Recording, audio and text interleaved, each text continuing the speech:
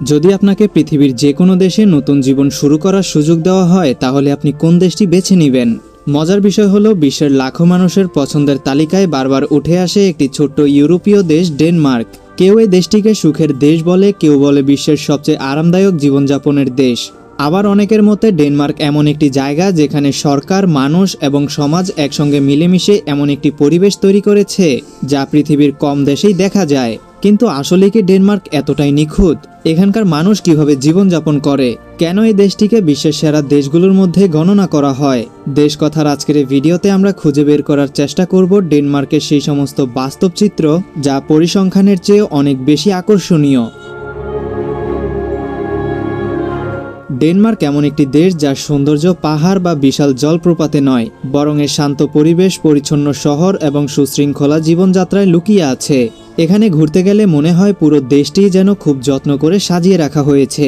ডেনমার্কের রাস্তাঘাট, বাড়িঘর, খাল, পার্ক এবং উপকূলীয় অঞ্চল এতটাই পরিষ্কার ও সুন্দর যে অনেক পর্যটক বলে এখানে প্রতিটি কোণাই ছবির মতো মনে হয়। বিশেষ করে সূর্যাস্তের সময় সমুদ্রের পাশের দৃশ্য দেশটির সৌন্দর্যকে আরও বাড়িয়ে তোলে।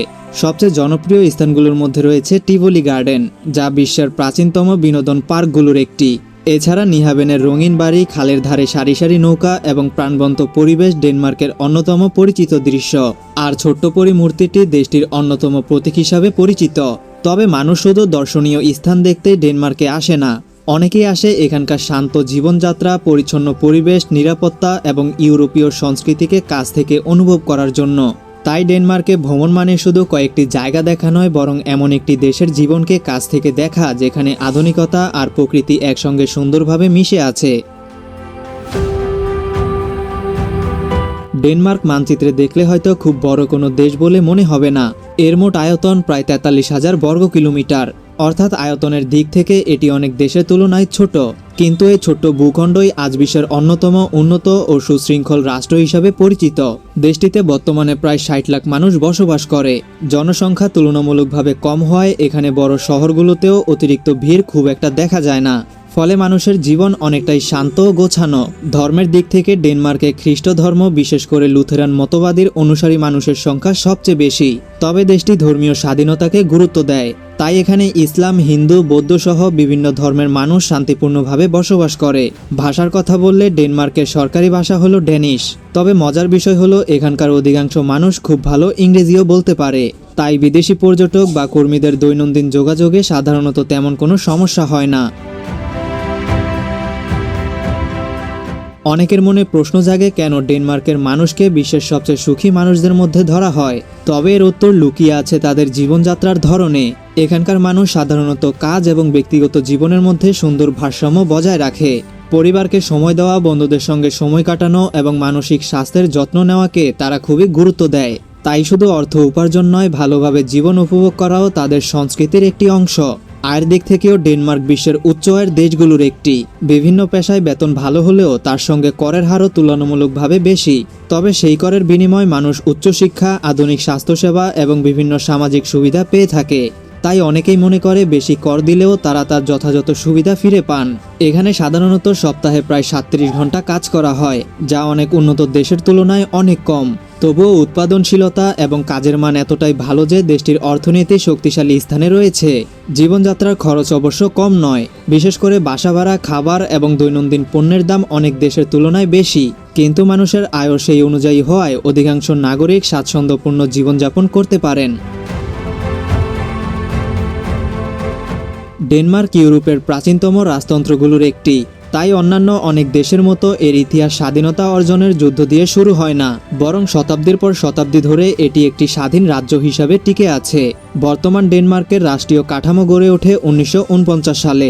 ইতিহাসের আরেকটি উল্লেখযোগ্য অধ্যায় হলো 1940 সালে ডেনমার্ক জার্মানির দখলে চলে যায়। তবে 1945 সালে যুদ্ধ শেষ হলে দেশটি আবার স্বাধীনভাবে নিজেদের রাষ্ট্র পরিচালনা শুরু করে।